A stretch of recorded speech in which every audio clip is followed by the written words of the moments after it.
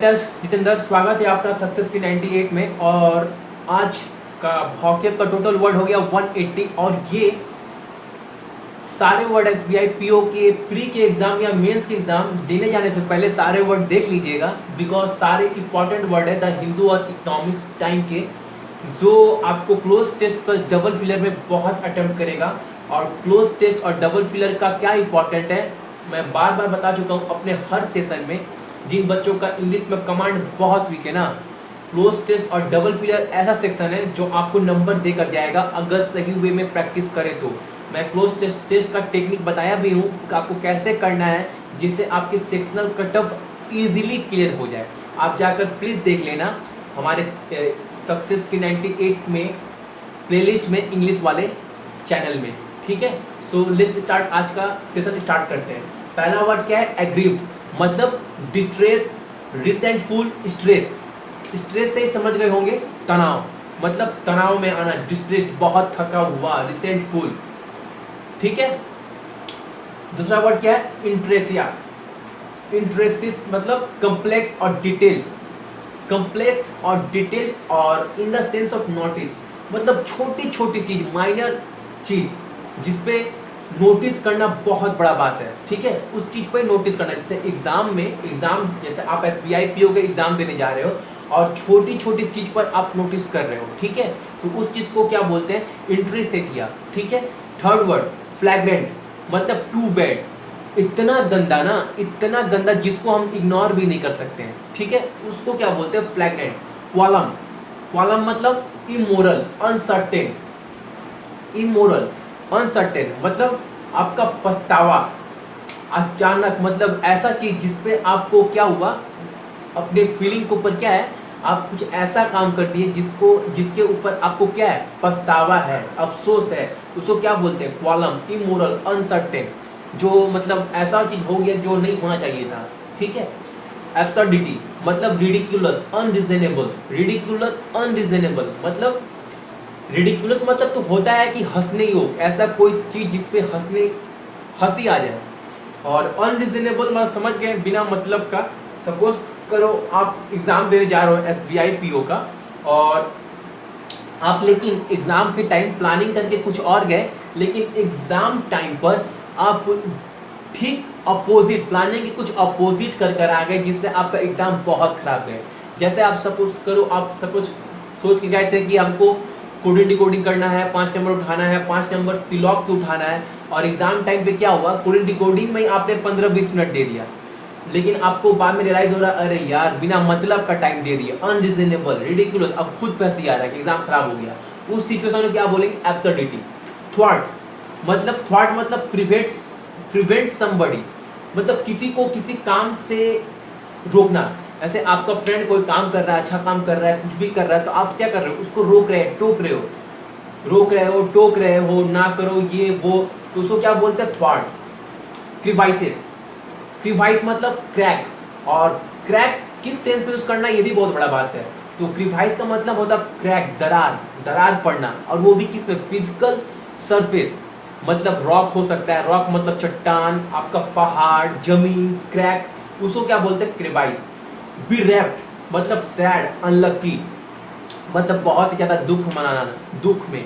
जैसे आपका फ्रेंड है, बहुत दिन से 10 साल से आपका फ्रेंडशिप है किसी दोस्त के साथ, सडन क्या हुआ, आपके दोस्त से लड़ाई हो गई, तो आप क्या हो गए? सैड हो गए, अब अपने आप को अनलकी फील कर रहे हो कि यार उतने दिन से दोस्त था, अब सडन लड़ाई हो गई उससे, तो क्या हुआ? bereft, सैड फील कर रहे हैं। इनिशिएट मतलब क्लियर स्टेटमेंट, जो बात को घुमा फिरा कर ना बोले। कोई पर्सन हो, अगर वो किसी बात को घुमा फिरा कर ना बोले और वो अपना स्टेटमेंट क्लियर बोल रहा है डायरेक्टली, उसको क्या बोलते हैं? इनिशिएट, ठीक है। प्रिसिपिटियस मतलब वेरी स्टीप, हाई, मतलब सपोज करो पहाड़ है, पहाड़ 90 डिग्री एंगल पर है, बहुत ऊंचा है, मतलब हाई है, वेरी स्टीप है, ठीक है, तो उसको बोलते हैं प्रिसिपिटियस, ठीक है। सेक्ट्रियन मतलब आपका ग्रुप ऑफ रिलीजियस, या फिर बोल सकते हो पॉलिटिकल, मतलब जैसे समूह, किसी भी धर्म का हो सकता है, जाति का हो सकता है। सपोज कर लो हम बोलते हैं ना कि वो जो पर्सन है, ग्रुप है, वो हिंदू का है, ये मुसलमान का है, या फिर वो इंडियन सॉरी, वो इंडियन टीम का ग्रुप है, वो ऑस्ट्रेलिया टीम है, क्या बोल रहे हैं, एक ग्रुप बांध दे रहे हैं, एक नाम दे दे रहे हैं, मतलब एक समूह का, तो उसको क्या बोलते हैं, सेक्टेरियन, ठीक है। इलोक्वेंस, इलोक्वेंस मतलब गैरुलस बोल सकते हो, अच्छा वर्ड है, या स्पीक इन इफेक्टिव वे, मतलब ऐसा भी, आप इसको ले लो ऐसे पोएट, जैसे या गुलजार साहब, हमारे जो लेट गुलजार साहब है, उनके जो लिरिक्स थे, संगीत लिखते थे, या रविंद्रनाथ टैगोर जो वो लिखते थे ना, वो बहुत अच्छा था, स्टेटमेंट जो उनका था, लगता था सुनते ही मतलब क्या आनंद, हैप्पी हो जाते थे, मतलब स्पीकिंग इफेक्टिव, बहुत अच्छे तरीके से वो लिखते थे, उनके गीत, उनके बोल बहुत अच्छे थे, सुनकर ही मतलब मन को खुशी मिलती थी, ठीक है। तो उसको बोलते हैं इलोक्वेंस, इलेटेड मतलब टू मच हैप्पी, मतलब बहुत ज़्यादा खुशी। इलेटेड मतलब क्या होता है, टू मच हैप्पी, मतलब कोई काम ऐसा काम जो काम कभी हम सोचे नहीं थे लेकिन हो गया, तो उससे क्या होगा, बहुत ज़्यादा खुशी हो गया, अच्छा चीज़ हो गया मेरे लिए, तो बहुत ज़्यादा खुशी हो गया उस चीज़ को लेकर, मतलब इलेटेड हो गए, ठीक है। रिस्ट्रेंट, रिस्ट्रेंट मतलब कंट्रोल ओवर योर इमोशन, मतलब अपने ऊपर कंट्रोल करना, अपने इमोशन के ऊपर कंट्रोल करना। सपोज करो आप बहुत दिन से ड्रिंक कर रहे हो, लेकिन सडन क्या हुआ, आप सोच रहे हो नहीं अब ड्रिंक नहीं करना, ये बहुत बैड हैबिट है, अपने ऊपर कंट्रोल कर रहे हो, आपके अंदर से इमोशन अब आ रहा है कि नहीं थोड़ा ड्रिंक कर लेते हैं, लेकिन आप क्या बोल रहे नहीं, बिल्कुल नहीं, अपने इमोशन के ऊपर क्या कर रहे हो, कंट्रोल कर रहे हो, तो उसको क्या बोलेंगे, रिस्ट्रेंट।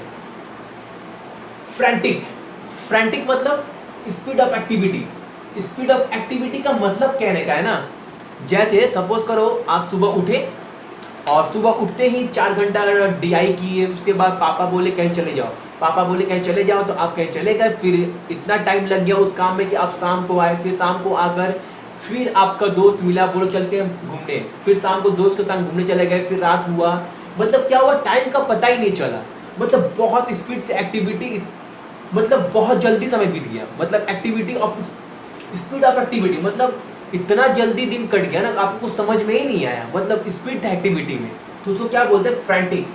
तो ये थे हमारे टोटल 15 वर्ड्स, और ये टोटल कितने हो गए आज लेकर 180 टोटल हो चुके हैं सक्सेस की 98 पर, ठीक है।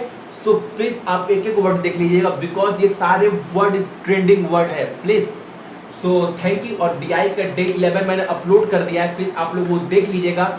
वो इनकम एंड एक्सपेंडिचर का मैंने अपलोड किया है, वो बहुत ही हार्ड, क्या बोलूँ, बहुत सारे बच्चों को डीआई में वो पोर्शन ही समझ नहीं आता, इनकम एंड एक्सपेंडिचर का डीआई कैसे करें भैया, वो मैंने अपलोड कर दिया है। और हाँ, डीआई मैं कोशिश कर रहा हूँ कि जितना से ज़्यादा हो सके मैं डीआई लेकर आऊँ, ठीक है, आप लोगों के लिए। और पजल तो लेकर आ ही रहा हूँ, साथ में डीआई, बिकॉज पजल और डीआई इतना इंपॉर्टेंट है ना। मेरा मेन मोटो यही है, पजल, डीआई प्लस वोकेबुलरी, जितना मैं करा सकूँ उतना कराऊँ, बिकॉज ये तीनों पार्ट अगर आपको बैंक, पीओ या सरकारी नौकरी पानी है ना, तो डीआई और पजल का बहुत इंपॉर्टेंट है, अदरवाइज आप तो नहीं सर्वाइव कर पाओगे। बिकॉज इसका कहने का रीजन भी है क्योंकि मेंस एग्जाम में ना अगर 35 क्वेश्चन मैथ्स है ना, मैथ्स से सेक्शन से, तो 35 आउट ऑफ 35 क्वेश्चन कहाँ से आने वाले हैं, डीआई से आने वाले। बिकॉज आप कितने ही पेपर उठाकर देख लो, एसबीआई पीओ की या बैंक की के 35 में से एटलीस्ट 30 क्वेश्चन तो डीआई से ही है। सो डीआई बहुत इंपॉर्टेंट है, और पजल की इंपॉर्टेंस आप लोगों को पता है। सो मेरी कोशिश यही है कि बच्चों लोगों का एग्जाम निकलवाना, सो हर टाइप का पजल और डीआई में लेके आ रहा हूँ, ठीक है। सो आज के लिए आप लोगों का